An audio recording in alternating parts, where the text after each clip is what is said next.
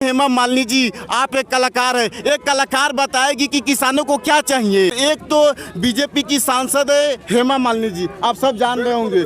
जो हेमा मालिनी जी है, बस उनके बारे में मैं ज़्यादा कुछ नहीं कहना चाहूँगा। वह कलाकार है, कलाकार की मैं सम्मान करता हूँ, लेकिन वह जिस तरह से वह मेकअप कर लिपस्टिक लगाकर नई साड़ी पहनकर हेलीकॉप्टर से किसान ये चुनाव के समय वो किसानों के बीच में जाकर किसानों की वो नौटंकी करती है, यह बेहद ही शर्म की बात है। मैं हेमा मालिनी जी से कहना चाहूँगा, हेमा मालिनी जी, मेकअप वाली सुंदरता कोई सुंदरता नहीं होती है। असली सुंदरता दिल की सुंदरता है। यदि आपके दिल में किसान अन्नदाता है, यदि आप किसानों से मोहब्बत करते हैं, तो एक मर्तबा किसानों के बीच में आइए, इनके दुख को समझिए, इनके दर्द को समझिए कि आज किस तरह से हमारे किसान अन्नदाता, जो इस देश की रीढ़ कही जाती है, कृषि प्रधान देश में 80% जो किसान हैं, आज देखिए तो लगातार इतने कड़कती हुई ठंडी में, बरसती हुई बारिश में संघर्ष कर रहे हैं। और इनके लिए आपके पास दो शब्द तक नहीं है। जो सनी देओल है ना, वो हीरो नहीं है।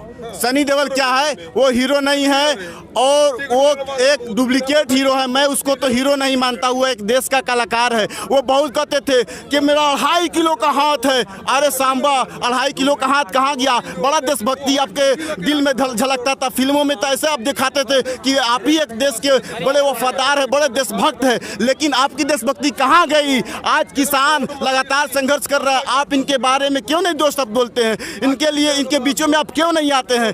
आप जब से बीजेपी में सनी देओल गए हैं, तब से मुझे लगता है कि इन्होंने भी गौमूत्र और गाय का सेवन करना शुरू कर दिया है। इसलिए इनका भी माइंड, दिमाग जो है ना, भ्रष्ट हो चुका है। इसलिए यह देश हित में बात नहीं कर रहे हैं, केवल ये कुत्ते का पट्टी इनके गाला में पहुंच चुका है। कहा जाता है ना, जो पट्टी होता है वो शेर के गले में जब पट्टी पड़ जाता है तो शेर भी कुत्ता बन जाता है। तो वही हाल आज सनी देओल के साथ। सरकार लागू नहीं कर रही है। और ये जो कॉन्ट्रैक्ट फार्मिंग है, यह कॉन्ट्रैक्ट फार्मिंग ये अंग्रेजों के द्वारा जो लाया गया था 1950 से पहले, वही यह नियम आज मोदी सरकार लाई है। तो मोदी जी से मैं कहना चाहूँगा, मोदी जी, आपने कौन सा कमाल कर दिया है? आप तो कहते थे कि बहुत हुआ किसानों पे अत्याचार, अब की बार मोदी सरकार। अब मुझे समझ में आ रहा है कि आप सही कहते थे कि बहुत हुआ किसानों पे अत्याचार, अब की बार मोदी सरकार। मतलब कि बहुत सारे पार्टी लोग किसानों पे अत्याचार कर लिया है, अब हम आकर किसानों पे अत्याचार करेंगे। और सेम वही आप कर रहे हैं, किसानों पे अत्याचार कर रहे हैं। आपको शर्म आनी चाहिए। आप इस देश के राजा हैं, आप इस देश के प्रधान हैं, और हमारे किसान अन्नदाता लगभग 70+ किसान अन्नदाता इस अपने संघर्ष करते करते अपनी हक की लड़ाई के लिए लड़ते लड़ते इस दुनिया से शहीद हो गए। और आपके पास इनके लिए दो शब्द तक नहीं है। आप अपनी ज़बान से इनके लिए श्रद्धांजलि तक नहीं दे सकते हैं। आप कैसे प्रधानमंत्री है, मुझे समझ में नहीं आता। देखिए, ये मोदी जी और योगी जी, इनका एक ही नारा है। मोदी और एक योगी का एक ही नारा है, न घर बसा हमारा, न घर बसने देंगे तुम्हारा। मोदी और योगी का एक ही नारा, न घर बसा हमारा, न घर बसने देंगे तुम्हारा।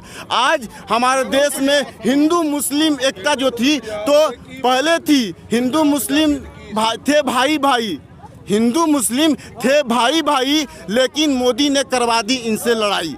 पहले हमारे देश में हिंदू मुस्लिम एकता, ये गंगा जमनी तहजीब थी, लेकिन जब से मोदी सरकार आई है, ये धर्म की राजनीति कर कर सब धर्मों के बीच में टकराव कराकर इस देश में वो राज करना चाहती है। जिस तरह से अंग्रेजों ने इस देश में आया ईस्ट इंडिया कंपनी के नाम पे, और कुछ लोग का कहना है कि भाई आप लोग रिलायंस कंपनी को क्यों दोष दे रहे हो? रिलायंस कंपनी की क्या इसमें गलती है कि आप लोग उस पर दोषी को ठहरा रहे हो, उसको उसके बारे में कुछ सवाल कर रहे हो? लेकिन मैं बताना चाहूँगा, से जब ईस्ट इंडिया कंपनी जब इस मुल्क में आई थी, तो क्या ईस्ट इंडिया कंपनी कही थी कि हम यहाँ के किसानों से नील की खेती करवाएंगे? क्या ईस्ट इंडिया कंपनी कही थी कि यहाँ के हम लोगों को बधुआ मजदूर बनाएंगे? क्या ईस्ट इंडिया कंपनी कही थी कि यहाँ के युवाओं को हम फांसी देंगे? क्या ईस्ट इंडिया कंपनी कही थी कि यहाँ के लोगों को हम जेल में डालेंगे? लेकिन क्या ईस्ट इंडिया कंपनी, ब्रिटिश सरकार, क्या जब यहाँ के किसानों को नील की खेती नहीं करवाई? क्या ईस्ट इंडिया कंपनी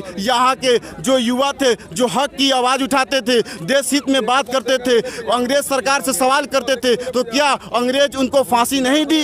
बिल्कुल दी।